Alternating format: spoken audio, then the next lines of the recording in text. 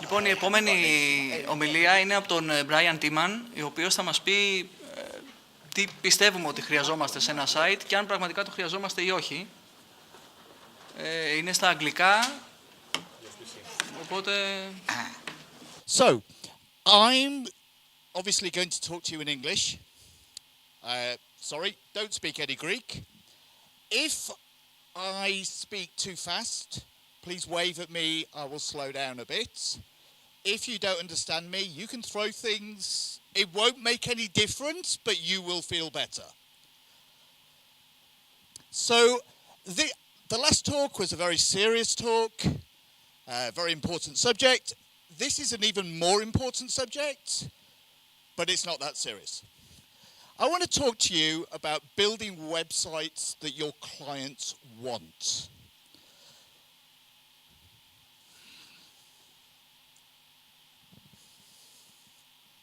Okay, so whilst Nicholas is working out how to use the remote control, plugging it in always helps. So as you may have gathered, my name is Brian Teeman. I'm from England. I'm one of the original co-founders of Joomla. That didn't mean that I wrote any of the code that was in Joomla 1.0, or 1.5 actually, but that was not my role. My role was promoting Joomla, coming up with the ideas and concepts and community management. In the last few years, I've transformed into a little bit of a developer. And I now am regularly on the issue tracker, fixing bugs, more often than not reporting bugs. And I also pretty much rewrote all the English that you will see in Joomla. So it's now actually English and not French English or German English or Spanish English, but actually English. And of course, when I say English, I do of course mean the English spoken in England, not the English spoken in any other country across the Atlantic Ocean. So, as I said, I'm here to talk to you about building websites that your clients want. Now, building sites that your clients want is not the same as building websites with what your clients need. Let me tell you the big secret. Developers are clever.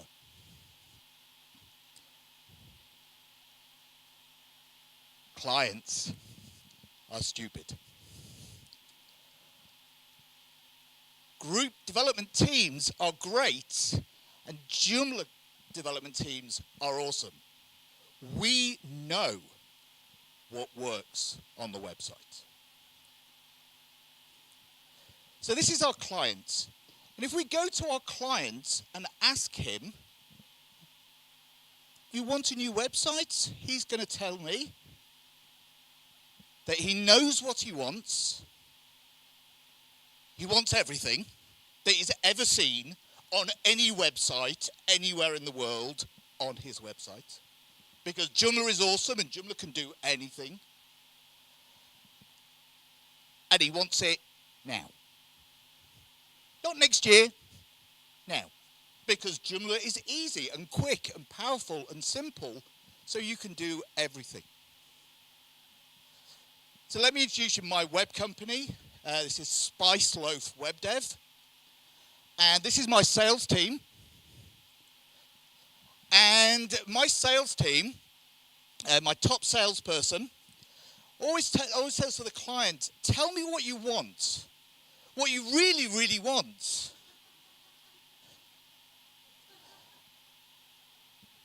So, I'm glad that worked. I was a little bit worried that everybody was going to be too young to realize. She's actually from my hometown. She went to school about 1 mile from where I live. But this is our developer, Mr. Meatloaf. And our developer, you can come again. In fact, can you come home with me so you can come to all my talks? You know, I bring my own crowd. You know, like TV shows. You know, when they record them, they have somebody playing a tape with a comedy track.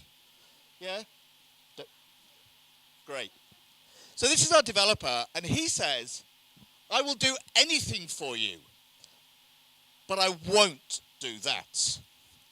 And this is what it's all about. The client wants everything, but what the client needs is not the same. I believe it is our job as website developers and website development company owners to make sure that the client gets what he needs, not what he asks for. They're two different things. So the client wants a carousel. Why does he want a carousel? Because he's got this wonderful travel site and he wants everybody to see about bicycle traveling.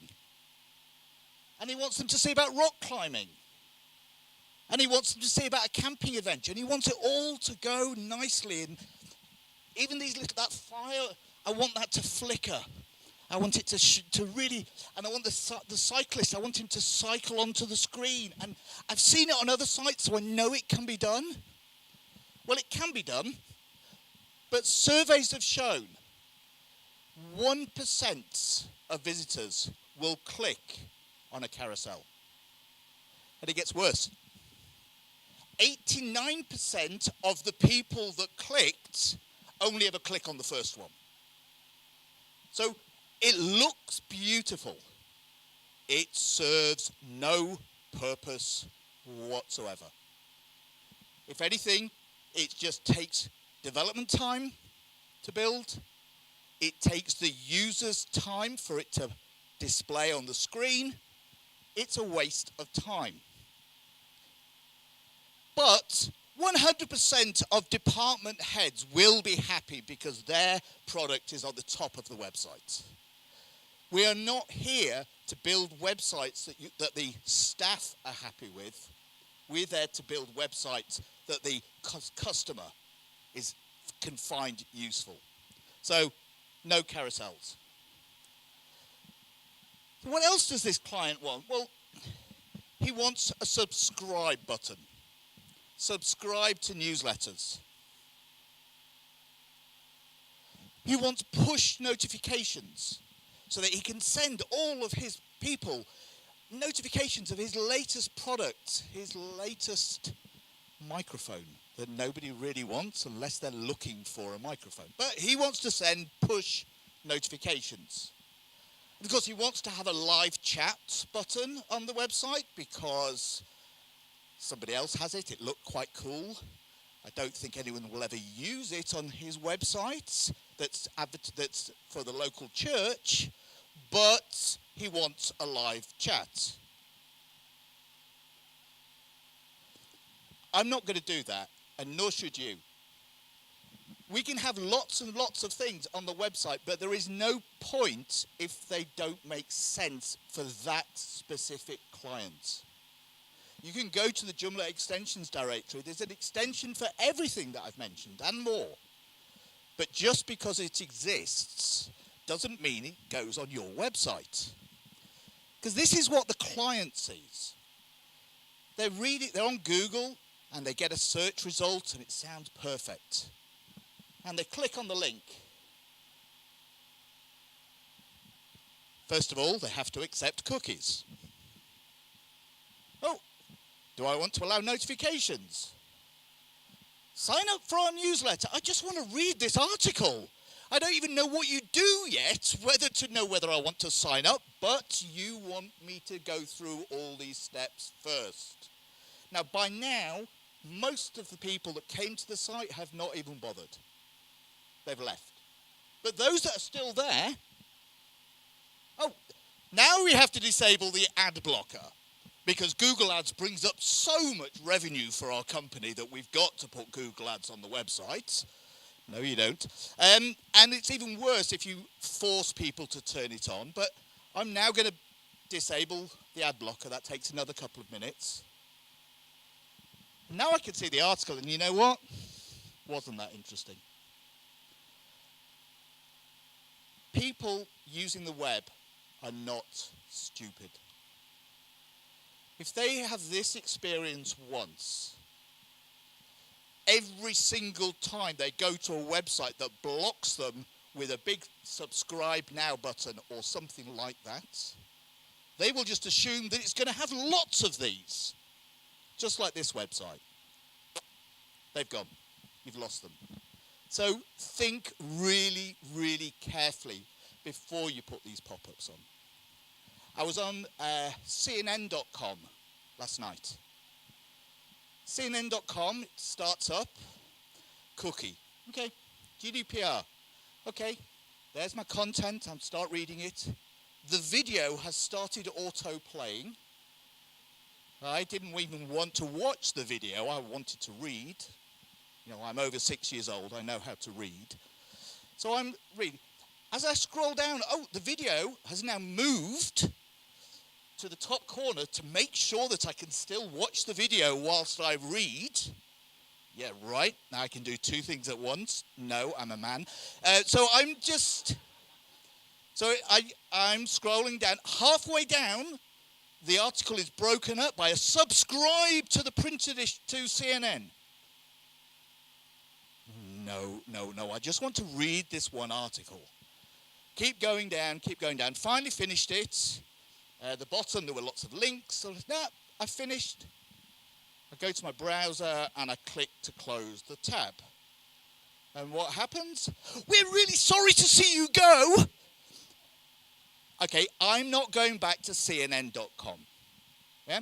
But so somebody at CNN has asked their web developers to add all this functionality because it looked cool. But they haven't actually tested it with real users to see what the user's experience is. And if they had, they would realize it sucks. It's not relevant. So it depends whether you should have these things. And surveys say that 70% of Greeks say that pop-up ads are annoying. Of course, never let facts get in the way of a good story. But I've no idea. But I'm pretty sure it would possibly be even higher than that. Because you click on something, you want to read it. You don't want to be bombarded with adverts. That's why we watch Netflix and Amazon rather than watching the Greek national TV, to avoid the adverts. Yeah? So we don't want them if we can help it. And cookies. You put all those things on your website. Don't talk to me about how many cookies you need. In the last talk, talked about informed consent. So it's a lot of companies don't just have, we have cookies, yes or no. They actually do it correctly. They inform you about what cookies. And actually, you can even disable some cookies, but not all of them. So I clicked on this for the local newspaper where I live, just to see what they had.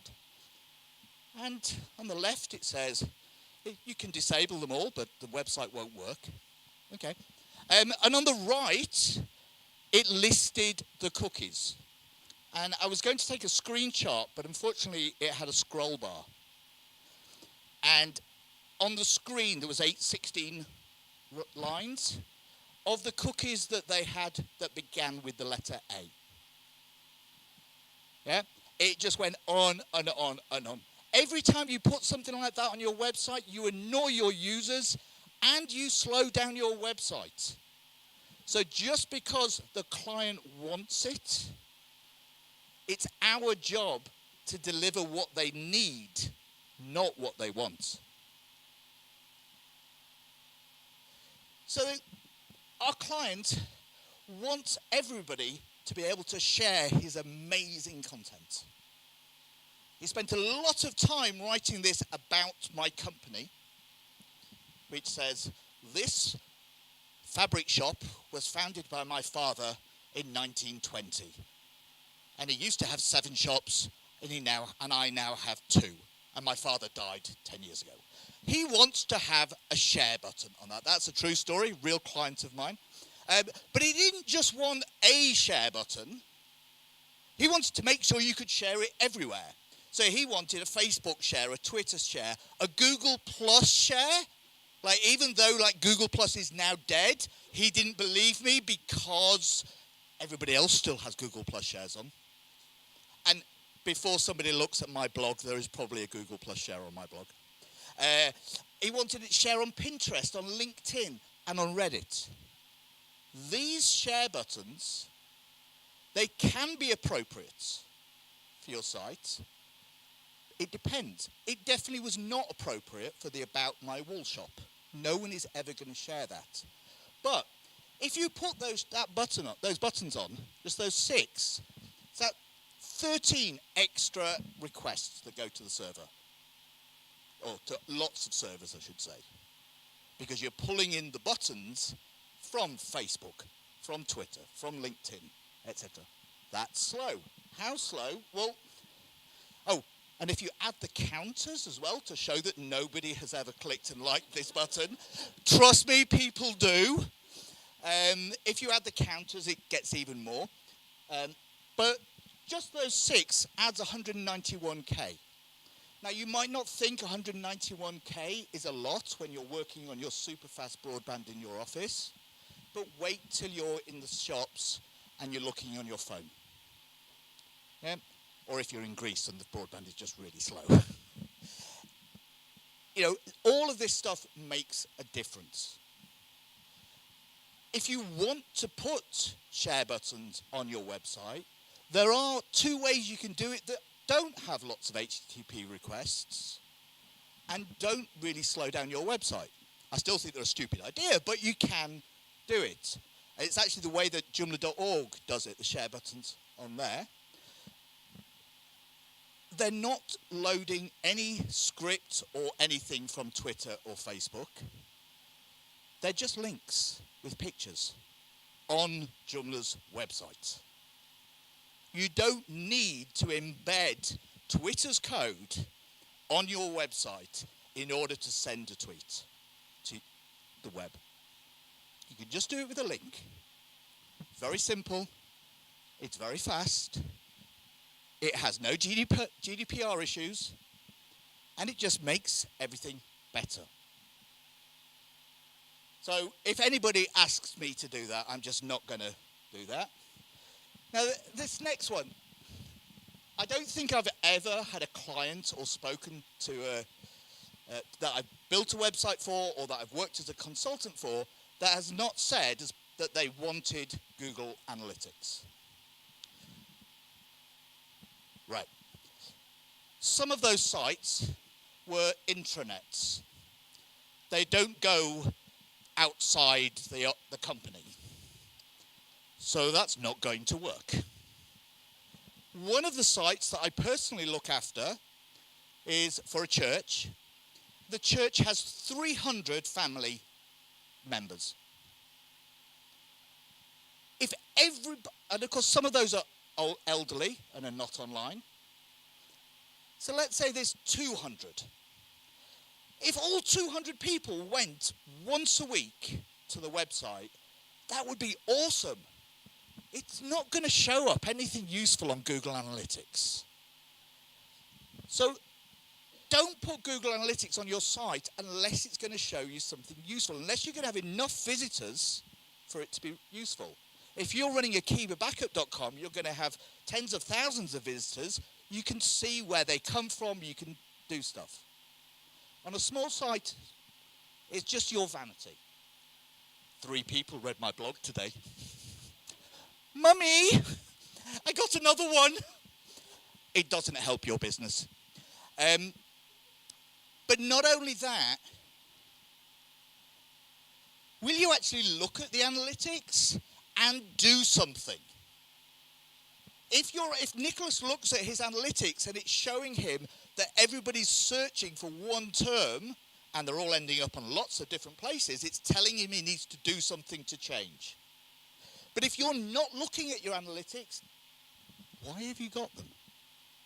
And so most of these site owners, small site owners, they ask for analytics because that's what you do, isn't it? You put analytics on a website. And I've got them on mine, so I must be good. Even if they have the login to see what they've got, do they know what it means? Do they know what to change if they know what it means? Have you given them the access to change it if they... So it goes on and on. They don't. Again, there's a GDPR issue. There's a performance issue. Put Google Analytics on your website. It will slow down. No question. Mathematically accurate. The wool shop that I'm building the website that sells balls of wool and knitting needles and buttons wants to have a blog. Why? Well, it's good for SEO. No. Regular content is good for SEO. A blog, just because you've called it a blog, does nothing. So I always say to them, will you write it? Not just today, not just next week, but are you going to commit to writing it every week for the next year? Because if you're not, I'm not putting it on the website. Because there's nothing worse than you click it, oh, blog, I wonder what that is. And you click and it goes, the top article, written 2017. Again, don't look at my personal blog. But do you have anything interesting to say? You know, we got a new delivery today and it took us 3 hours to unpack all the boxes. Yep. Not really interested in it. But even if you do have anything that you think is interesting to say, does anybody actually want to read it? Because again, if you put a blog on there, don't put anything on your website that doesn't belong there.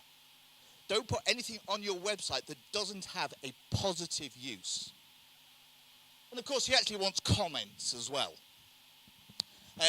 On a big site, popular site, putting comments on, not a bad idea. If the content is something that somebody might want to comment on. You know, but on most sites it's not, and typically I won't do that either because this is a Google waterfall chart of a site loading with discuss comments. And you can see that blue line.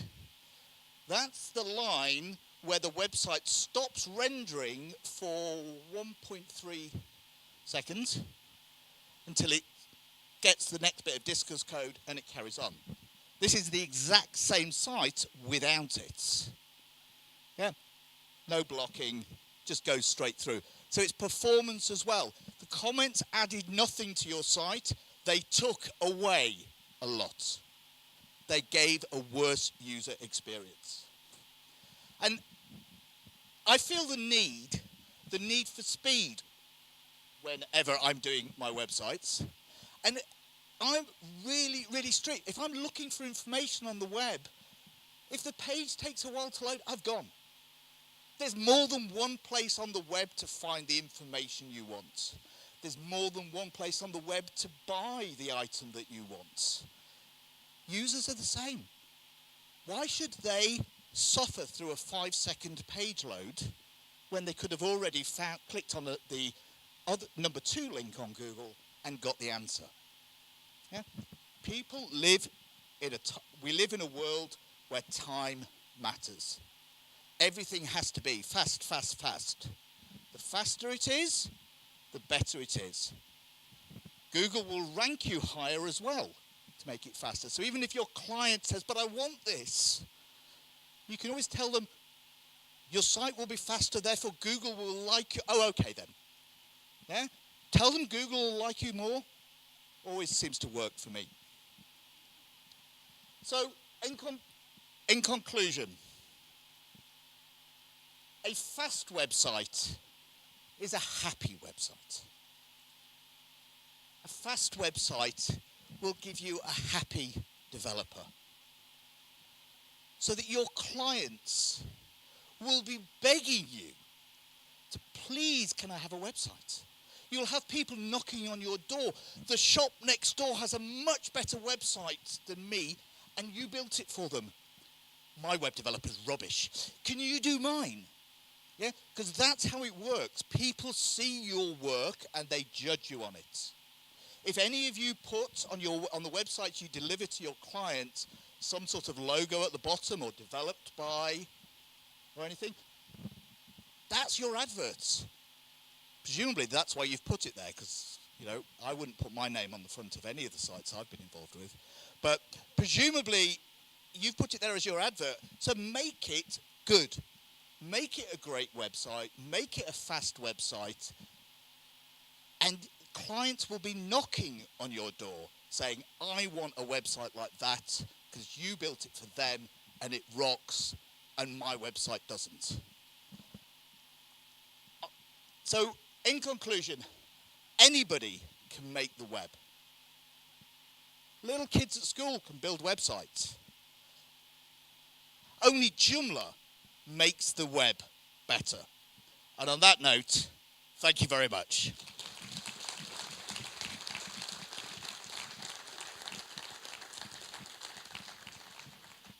We've got just because we ran over before, and I don't want to steal too much of Crystal's time. If anybody's got any questions about what I said or about life in general, I'm more than happy to. Yeah, I've got a lady at the back, yes. And you could ask in Greek, and Nicholas can translate if it's easier. I don't have any question. They are all very interesting. But I adore your hero, the baby, such a baby. Has a name, or it's something, it's This baby? marvelous, it's marvelous. Yeah, this is from a movie called Boss Baby. Oh. I shamelessly stole these. I did go to Google and I Googled for the results. Yes, that'll do, It's copy marvelous. paste. I didn't know. All the other images are legal and legitimate, but those are stolen. I happy didn't to know, admit but that. it's marvelous. Has anybody else got one last question? Yes, go on. Thank you, Brian, for the session. I really like it. Since I have developed a pop-up extension for Joomla, I'd like to tell my opinion about why pop-ups are annoying. I believe it's simple. They are just bad timed. They show up too soon or at the wrong time. That's my opinion. Your thoughts? Oh, you're absolutely correct. Pop-ups pop up at the wrong time. But what is the wrong time? The wrong time for me is at the beginning. The wrong time for Aris is in the middle. The wrong time for Crystal is at the end. Actually, the wrong time for probably all three of us is at any single point in the whole process. Yeah? Pop-ups are annoying. Yeah? There are websites. I was searching the internet for proof. As you do, and of course, on the internet you can find out proof about anything. The earth is flat. Britain's going to stay in the European Union. Britain's going to leave the European Union. It's a good idea, it's a bad idea. There are websites that say pop-ups are terrible. There's also websites that say pop-ups are great. The ones that say it's great are typically the ones that are affiliate marketing type of websites. Everybody else was saying, we don't like it. It's slowed down our website.